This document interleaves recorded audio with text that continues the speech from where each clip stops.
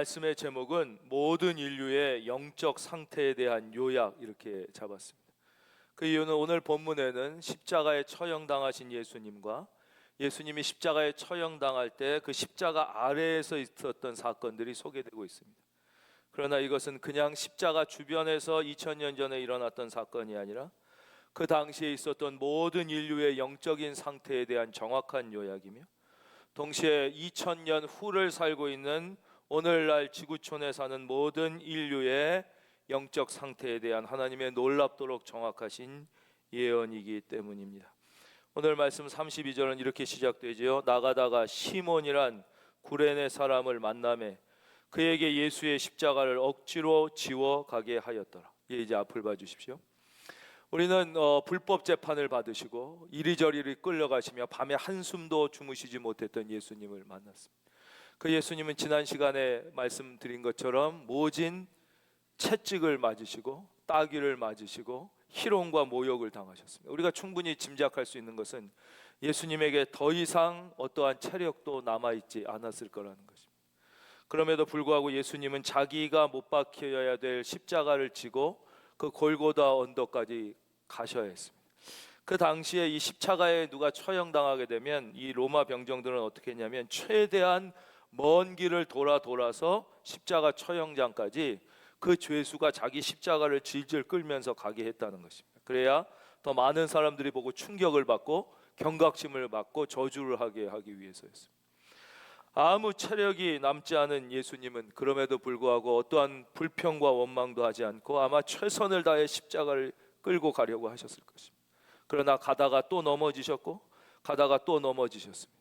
마침내 더 이상 체력이 없어서 꼼짝하지 못했을 때 로마 병정은 계속하여 예수님을 더 때리고 발길질하고 욕했을 것입니다. 바로 그때 그 장면을 구경하러 모였던 많은 사람들 중에 구레네에서 예루살렘의 유월절을 지키기 위하여, 우리말로 하면 설날을 지키기 위하여 고향에 가거나 서울에 오는 것처럼 시골에 살다가 예루살렘에 왔던 구레네 사람 시몬이라는 사람이 있었습니다. 이 사람이 예수라는 어떤 인간이 십자가를 질질 끌면서 이 사형터로 가는 것을 구경 삼아 보고 있는데 갑자기 로마 군인들이 자기를 잡더니 야 너도 같이 져라, 이 죄수가 힘이 빠져서 더 못 진다 하고 억지로 그 십자가를 지게 한 것입니다. 그 당시에도 너무 죄수가 체력이 탈진하여 쓰러지게 되면 로마 병정들은 구경하던 사람 중에 체격이 건장하고 힘이 세 보이는 사람들 몇몇을 골라서 같이 도와주게 한 예가 있었습니다. 그러나 구레나의 시몬의 입장에서 생각해 보십시오. 이것은 웬 날벼락입니까? 좋은 일에 내가 봉사하는 것도 아니고 제일 흉악한 죄수가 저주받아 십자가에 끌려가는데 그거를 난데없이 내 동네도 아니라 예루살렘에 오랜만에 왔는데 그것을 지게 된 것입니다. 얼마나 억울했을까요? 얼마나 불쾌했을까요? 얼마나 기분 나빴을까요? 야, 죄수가 없어도 이렇게 없을 수가 없을까? 아마 그렇게 생각하며 그는 억지로 너무 불쾌하고 억울해하면서 속상해하면서 그 십자가를 진 것입니다. 우리 중에는 예수님을 스스로 믿는 분들이 있습니다. 무슨 어떤 위기를 당했을 때 어떤 도움을 원하다가 예수님을 만나게 되는 분들이 있습니다. 누군가에게서 전도를 받고 마음이 열려가지고 한번 믿어볼까 하고 예수를 믿다가 이제 깊은 은혜를 경험하게 되는 분들이 있습니다. 그러나 반대인 분들도 있어요. 전혀 예수 믿을 마음이 없어요. 억지로 끌려온 사람들도 있을 것입니다. 특히 미션 스쿨에서 그런 일이 많이 일어나죠. 내가 이 학교 예배 드리려고 예수 믿으려고 온 게 아닙니다. 근데 들어와 보니까 어쩔 수 없이 이게 미션 스쿨이라 예배를 드려야 되니까 정말 짜증나지만 학점 때문에 선생님 졸업해야 되니까 앉아 있다가 어느 날 성령의 파동이 그의 영혼에 꽂히는 것입니다. 억지로 온 것입니다. 회사를 들어갔습니다. 먹고 살려고 회사 들어갔는데 보니까 회사를 경영하는 사장님이 예수 믿는 사람입니다. 근데 이 사람이 교회에서나 예배 드릴 것이지 재수없게 회사에서까지 예배를 드린다는 것입니다. 아마 욕을 많이 했을 것입니다. 월요일이나 화요일 어느 날을 지나서 아침마다 예배를 드린다는데 이것이 미쳤나, 자기 교회 다니면 교회에서나 예배 드리지 왜 회사에서 이런 짓을 하지? 욕을 했지만 목구멍이 포도청이라 다녔습니다. 근데 앉아있다가 어느 날 하나님의 말씀이 할렐루야 그의 영혼에 들어온 것입니다. 그런 분들이 우리 중에도 많이 계실 것입니다. 부부싸움 할 수 없어서 아내 때문에 억지로 예수 믿는 척하며 끌려와 앉아 있습니다. 지금도 영상으로 예배드리는 분 중에도, 이 자리에 계신 분 중에도 충분히 그럴 수 있습니다. 특별히 요즘엔 영상 예배를 드려야 되니까 아내 혼자 그냥 교회 가게 놔뒀던 분이 어쩔 수 없이 아내가 영상 예배를 틀어놓으면 그거 하지 말라고 할 수는 없으니까 혼자 핸드폰 보고 여기저기 왔다 갔다 하고 뭐 라면 끓여 먹다가 찬양이 그 사람의 영혼에 들어와 박히는 경우가 있습니다. 전혀 들려지지 않을 것 같았던 목사의 설교가 말이 되는 것 같은데, 이상하게 말은 안 되는 것 같은데 마음에 울림이 있는데 하면서 앉아서 같이 예배드리기 시작했다는 너무나 행복한 이야기가 심심치 않게 아주 자주 저에게도 보고됩니다. 이 사람도 억지로 보다가 그러나 그 마음에 변화가 일어나는 것입니다. 어느 예수 믿는 집안에 시집을 왔습니다. 어쩔 수 없이 시부모님들이 교회 다닌다고 그러니까 끌려갔습니다. 기분 나쁘지만 어쩔 수 없이 이 집에서 살려니까 교회 따라갔다가 오늘날에는 그 집의 며느리가, 할렐루야, 제일 예수 잘 믿는 은혜에 충만한 며느리가 돼 있는 경우도 있습니다. 여러분 반드시 기억하십시오.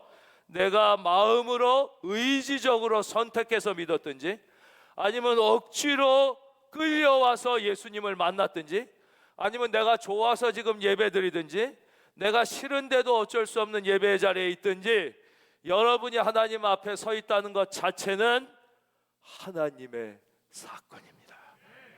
하나님의 사건이 일어나고 있는 것입니다. 이 하나님의 사건이 여러분에게 불쾌한 사건이 아니라 기적의 사건이 될 수 있기를 예수님의 이름으로 축원합니다. 구레네 시몬은 억지로 졌습니다. 그러나 이것은 놀라운 사건이었습니다. 그는 괴로웠고 억울해했지만 아마 그 사람이 자기가 십자가를 대신 져주는 이분이 누구인지를 알았더라면 그는 그렇게 억울해하거나 분해하지 않았을 것입니다. 왜냐, 인류 역사상 예수님의 십자가에 동참했던 유일한 축복을 이 사람이 받았기 때문입니다. 이런 일들은 우리의 삶 속에서 매일같이 일어납니다. 매일같이 일어납니다. 내가 자이든 타이든 내가 예수를 믿음으로 말미암아 경제적 손해를 봤다든가, 물질적 어려움을 당했다든가, 자존심의 상처를 입었다든가, 시간적 손해를 봤다면 여러분 기뻐하시기를 바랍니다. 여러분이 자발적으로 했던 억지로 했던 그것은 반드시 합력하여 선을 이루는 것입니다. 그래서 그리스도인에게는 억울함이 없습니다. 그리스도인이 내가 예수를 믿기 때문에 당하는 모든 수모와 자존심의 상처와 경제적 손해는, 우리 한번 다 같이 고백하겠습니다. 십자가의 고난에 참여하는 것이다. 내가 억지로, 이왕이면 자발적으로 하는 것이 좋습니다. 그러나 억지로 한다 그럴지라도, 구레네 시몬처럼 한다 그럴지라도 그것은 나도 모르는 사이에 내가 십자가의 고난에 참여하고 있는 것입니다. 그렇기 때문에 그리스도인들에겐 억울함이 없고 손해보는 것이 없고 분한 것이 없습니다. 왜냐? 아까 설명드렸지, 합력하여 선을. 이걸 우리가 쓰는 말로, 쉬운 말로 바꾸면 뭐냐? 나중에는 다 바뀌어서 이익이 된다는 뜻입니다. 지금 당하는 어떠한 손해도, 따라하겠습니다, 다 변해서 마침내 이익이 된다. 그것을 성경은 뭐라고 말씀하시느냐? 합력하여 선을 이룬다고 말씀하시는 것이에요. 이런 일들은 우리의 삶 가운데 매일 일어난다고 말씀드렸어요. 여러분, 그러니까 매일 그리스도인의 삶을 살 때에 억울한 일, 손해보는 일, 속상한 일, 경제적으로, 시간적으로, 자존심에 손해보는 일을 두려워하지 마시고, 억울하다고 생각하지 말고, 피하지 말고 기꺼이 감당할 수 있는 은혜가 우리들에게 있기를 바랍니다. 그 다음 예수님은 마침내 골고다라는 곳에 이르게 됩니다. 골고다, 즉 해골의 곳. 여기는 해골들이 질비한 곳이에요. 다 시체가 묻어있는 제일 비참한 죽음의 곳에 이제 예수님은 십자가 처형을 받기 위하여 끌려오셨습니다. 슬개탄 포도주를 예수께 주어 마시게 하려 하였던, 이거는 그 너무나 이 십자가형이 고통스럽기 때문에 일종의 마취제를 주는 거예요. 이게 일종의 자비를 베푸는 거예요, 사형수에게. 그 마취제, 그 당시엔 슬개탄 포도주를 먹으면 약간 정신이 혼미해져서 약간 마취 효과가 있었다는 것이죠. 그러나 예수께서 맛보시고 마시고자 하지 아니하시더라. 왜냐? 예수님은 모든 인류의 죄와 고통을 스스로 지시고 당신이 십자가에 죽으셔야 되는 분이었기 때문에 그것을 위하여 십자가를 지시는 분이에요. 자기가 죄가 있어 지시는 분이 아니기 때문에 이분은 일부러 그걸 안 마시고 그 고통과 그 저주를 그대로 몸으로 감당하시려고 그것도 거부하시는 거예요. 그 다음 35절부터 바로 그 십자가와 십자가 밑에 있었던 사건, 오늘날을 사는 인류의 영적인 현 상태가 그대로 표현되고 묘사되고 있습니다. 그들이 예수를 십자가에 못 박은 후에, 이거는 좀 설명드리고 넘어갈게요. 이 성경에 보면 예수님이 십자가에 못 박히는 장면이 마태, 마가, 누가, 요한 다 거의 한 문장으로 표현되어 있어요. 예수를 십자가에 못 박은 후에, 예수께서 십자가에 못 박히시다. 근데 이 한 문장 속에는 우리들의 상상을 넘어, 우리가 상상할 수도 없는 고통과 고난의 시간들이 있었음을 우리가 꼭 기억해요. 십자가는 단순한 사형이 아닙니다. 이 십자가 죽음은 그 당시 로마에서만 있었던 것이 아닙니다. 그 당시 애굽에서도, 북아프리카, 또 아랍, 이 제국 안에서 많이 이루어졌던 사형 방법인데 너무 잔인하고 고통스러워서 그 본국인에게는 행하지 않는 사형법이, 그러니까 로마 시민권자에겐 이 사형법을 행하지 않았어요. 노예나 외국인, 이민자, 반란자 외에는 극악자에게만 행하던 형벌이에요. 왜냐하면 다른 모든 이 죽음은 고난의 정점에서 딱 죽거나 그냥 이렇게 죽는 게 사형입니다. 근데 이 십자가는 고난의 정점이 없어요. 고난이 극한으로 계속 가는 거예요. 고난의 극한이 계속되는 가운데 탈진하여 고난의 끝에 죽게 되는 형벌이라, 이거는 아무리 죄가 있어도 로마 시민에게는 하지 않았던 그 형벌을, 그래서 예수님이 십자가에 못 박히셨다는 이 한마디 속에는 우리가 상상할 수 없는 고통의 순간들이 계속됐던, 계속. 우리 예수님은 아침 9시에 십자가에 달리셨어요. 오후 3시에 절명하게 되죠. 그들이 예수를 십자가에 못 박았다는 이 한 문장 속에는 우리의 상상할 수 없는, 우리가 상상할 수 없는 고통이 주님에게 있으셨던 거예요. 근데 더 놀라운 것은 그 십자가 아래에서 있었던 사람들의 모습입니다. 못 박은 후에 그들이 한 짓이 무엇이었냐? 그 옷을 제비 뽑아 나눴다는 거예요. 이거 좀 설명드리면, 그 십자가에 죽는 죄수는 너무 흉악한 죄수이기 때문에 뭐 인격뿐만 아니라 모든 것을 다 착취하게 돼 있어요. 그래서 그 사람이 입었던 옷이나 머리에 썼던 터번, 무슨 신발 같은 것도 아주 정해진 그 사형을 집행한 사형 집행인의 부수입이 됩니다. 근데 예수님이 가지신 게 거의 없고 이 통으로 짠 옷뿐이 없으니까 이걸 찢어 가지면 돈이 안 되니까 거기서 제비를 뽑아 가지고 옷을 나누고 있었다는 거예요. 이것이 바로 오늘 2000년이 지난 오늘 인류의 영적 상태와 너무나 똑같은 거예요.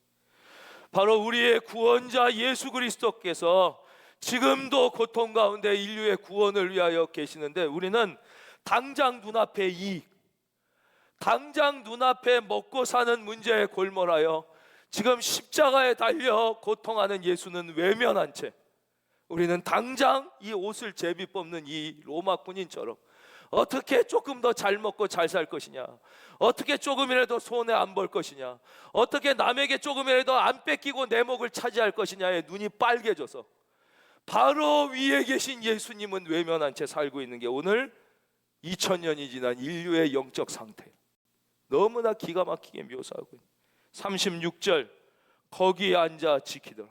왜 앉아 지켰을까요? 그게 자기의 일이니까. 이것은 바로 무감각의 극치. 우리의 영혼 무감각, 십자가 아래에 있으면서도 무감각한 것입니다. 그냥 내가 일이 이거니까, 직업이 이거니까, 내가 그냥 예수 믿었으니까 예배 드리라고 하니까, 내가 예수 믿는 집이니까 그냥 앉아 있는 것입니다. 십자가 앞에 나왔는데도 마음에 감동이 없는 것입니다. 십자가의 능력, 십자가의 소망, 이 찬양을 부르는데 마음에 십자가의 감동이 없습니다. 예수 나를 위해, 어른들 이 찬양 기억하시죠? 십자가를 질 때, 이 찬양을 부르는데 눈에 눈물이 없는 것입니다. 그냥 거기 앉아 지켜 있는 무감각한 그 로마 병사들과 똑같이 오늘 우리의 마음이 십자가 앞에 무감각하다는 것이 오늘 우리의 영적 상태를 너무나 정확하게 표현하고 계신 것 아닙니까? 이 시간 성령의 감동이 십자가 앞에 무감각해진 우리의 마음 속에 성령의 파동이 일어날 수 있기를 주의 이름으로 축원합니다. 십자가 목걸이를 합니다. 십자가 반지를 끼고 어떤 분은 귀걸이를. 그거 자체가 나쁜 것은 아니에요. 그 의미는 왜 있냐? 이걸 무슨 사치품 내가 금덩어리 달았다 액세서리 이뻐서 하는 게 아니에요. 그것은 내가 십자가 목걸이를 함으로써 한 번이라도 더 자주 십자가를 묵상하기 위하여 하는 게 의미가 있어요. 그러니까 그거 하는 게 나쁘다는 건 아닌데 왜 하는지를 알아야 돼요. 십자가 반지나 내가 뭐 귀걸이나 액세서리가 있다면 그 의미는 그 액세서리가 그 액세서리로서 사치품으로가 아니라 이것을 내 몸에 지니고 봄으로 내가 한 번이라도 더 많이 십자가를 묵상하고 생각하기 때문에 있는 건데, 그렇지 않고 차고 다니고 만약에 걸고 다닌다면 이것은 십자가에 대한 모욕인 것이에요. 십자가 앞에서 무감각해진 것이죠. 바로 오늘 우리의 모습입니다. 그러나 여기에 또 다른 희망의 모습도 있어요. 37절 그 머리 위에 이는 유대인의 왕 예수라 쓴 죄패를 붙였더라. 이거 왜 붙였냐면요, 십자가의 형벌은 너무나 극악한 죄인이 받는 벌이기 때문에 이 인간이 왜 이렇게 잔인한 벌을 받아야 되는지 그 이유를 반드시 십자가 위에 써 붙이게 되어 있는 게 당시 로마의 법이에요. 그러니까 예수님이 왜 이렇게 잔인한 형벌을 받아야 되는지 죄명을 써야 되는데 죄명을 아무리 찾을 수가 없잖아요. 예수님은 유일하게 흠도 없고 티도 없고 순결하고 정결하신 분. 여러분, 예수님이 십자가에 죽으신 후에 예수님은 죄가 없으신 분이라는 이 성경의 가르침에 도전하고 반박하기 위하여 얼마나 많은 사람들이 예수님의 죄를 찾기 위하여 노력했는지 모릅니다. 그러나 2000년 동안 찾아도 예수님의 죄는 찾을 수가 없어요. 왜냐? 예수님은 죄가 없으신, 성령으로 잉태하시고 동정녀 마리아에게 나시고 이 땅을 사실 때 아무 죄가 없으신 유일하신 하나님의 아들. 믿으시는 분은 아멘. 죄를 찾을 수가 없는 거예요. 죄를 찾을 수 없는 유일한 분이 예수님이에요. 그러니까 이따 찾을 수가 없으니까 그냥 거기다가 써붙여 놓은 거예요. 유대인의 왕 예수. 근데 요한복음에 보면 이걸 한나라 말로 쓴 게 아니라 로마 라틴어로 쓰고요, 또 헬라어로도 쓰고요, 그 밑에 또 히브리어로도 다 써놨어. 세 개로 다 유대인의 왕 예수. 이게 말이 됩니까? 이게 죄목이라는 게? 근데 이것을 어떤 분이 이렇게 해석하는 거예요. 이것은 그 사람들이 자기도 모르는 사이에 히브리의 종교와 라틴의 법과 헬라의 문화로 예수 그리스도가 유대인의 왕이며 인류의 유일한 왕이며 하나님의 아들이며 인류의 유일한 구원자이심을 고백한 것이다. 그렇게 해석하시는 분도 계세요. 그렇죠? 너무 지금도 우리가 다 예수님을 비방하고 욕하는 것 같지만 예수님이 인류의 유일한 참되신 왕이며 나의 왕이며 나의 유일한 구원자임을 고백하며, 그래서 천사처럼 이 시간도 예배드리는 분들이 여기 계시지 않습니까? 할렐루야. 그런 분들이 존재하는 거예요. 자기가 뭐 깨달아 똑똑해 믿는 게 아니에요. 이때에 예수와 함께 강도 둘이 십자가에 못 박히니 하나는 우편에 하나는 좌편에 있다. 여러분, 그 아무 죄가 없으신 2000년 동안 죄를 찾아도 죄를 발견할 수 없는 예수님이 누구 사이에 박히셨냐? 제일 극악한 죄인들 가운데 박히셨다는 거예요. 예수님은 살아계셨을 때도 창녀들과 함께 식사를 하셨어요. 세리들과 함께 이야기를 나누시고 죄인들에게 말씀을 전하셨어요. 죽으실 때도 극악한 죄인들 사이에 예수님이 죽으셨어요. 여러분, 이것이 십자가인 것이. 여러분, 우리는 죄 가운데 사는 것입니다. 여러분, 죄인들과 함께 살지만 그 주님의 사랑을 전하고 사는 삶, 그게 성도의 삶인 거예요. 성도의 삶. 이번에 성탄절에 너무 많은 분들이 잘 해주실 것을 믿고 또 우리가 쪽방촌 주민분들, 노숙인분들 이렇게. 근데 아주 소수 중에는 왜 나도 힘든데 맨날 저 사람들, 그 다 이상한 사람들, 다 가정 버리고 막 그 노숙인 와 있고 죄 짓고 숨은 사람들 많고, 다 옛날에 뭐 이랬던 사람들 이렇게 다 쪽방촌 주민 막 이런데 왜 맨날 그런 사람만 돕냐고. 그렇기 때문에 교회가 돕는 거예요. 그렇기 때문에 돕는 거예요. 그러니까 우리가 도와야 되는 것이. 정말 찬송 좀 부르고 또 하겠습니다. 우리 자리에서 일어나셔서 우리 십자가의 전달자 우리 한 번만 또 부르고 은혜 받고 계속 말씀 듣겠습니다.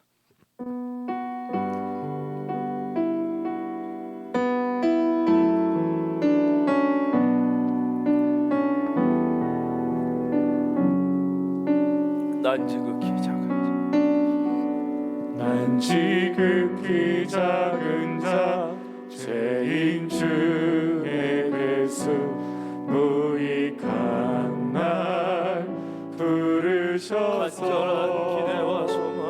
간절한 기대와 소망 부끄럽지 않게 십자가 전케 하셨네.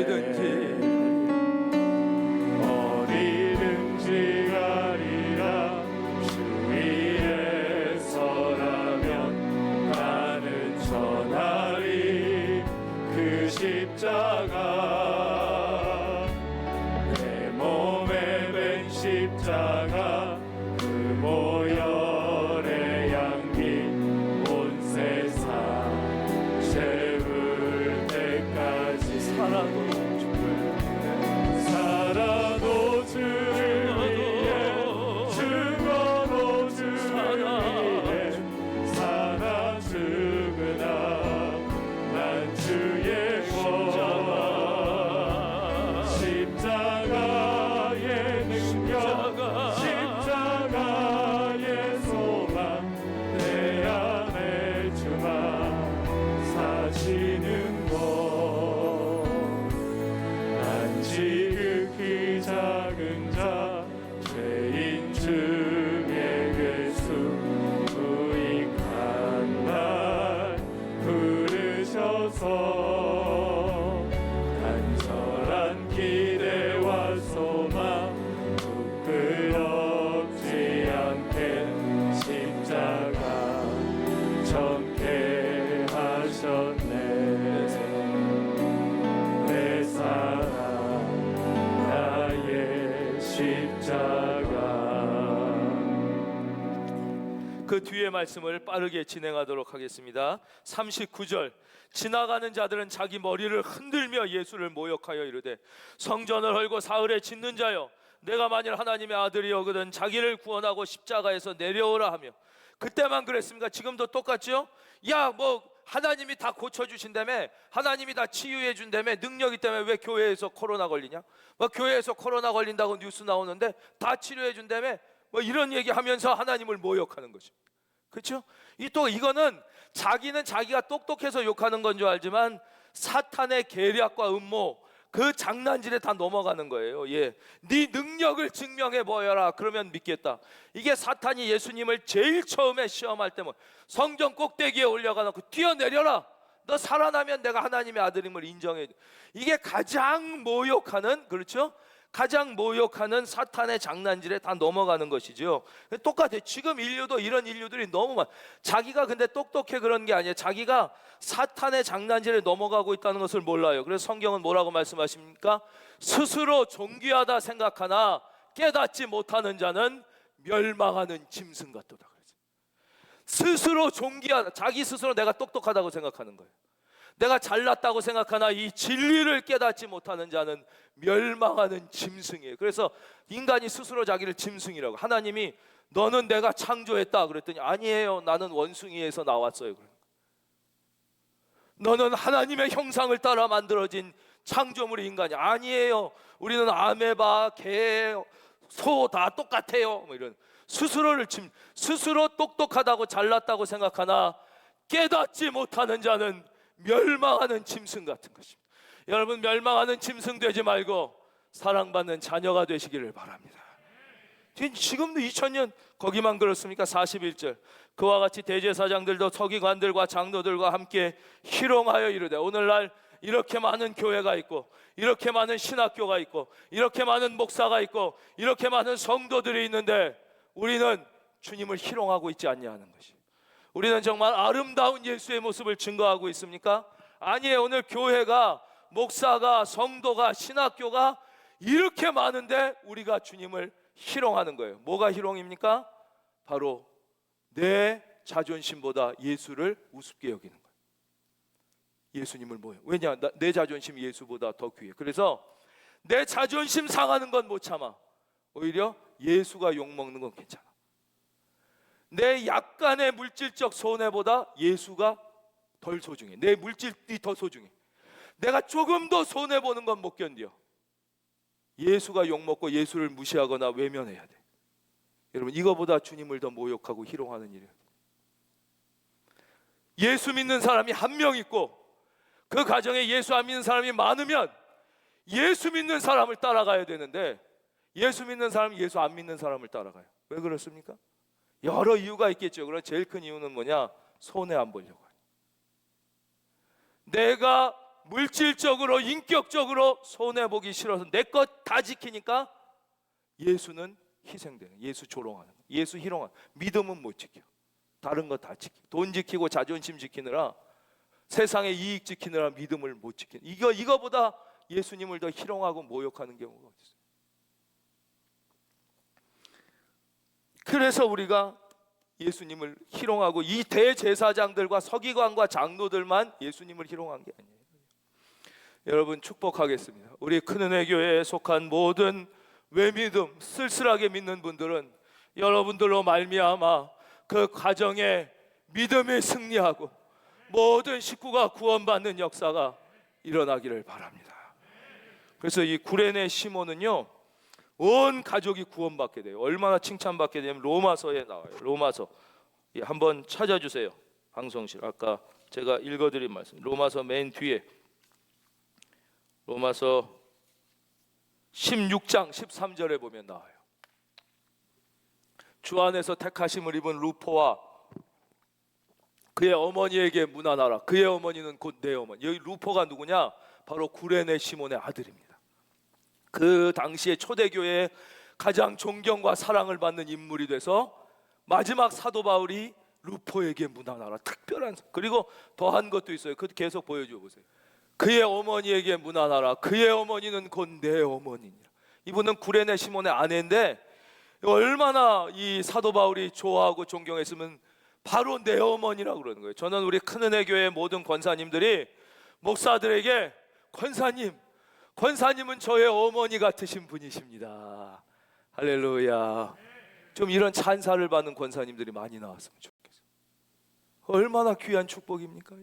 그렇게 축복받은 거예요. 이렇지 않고 우리는 예수 믿고도 그 뒤에도 계속 진행하겠습니다.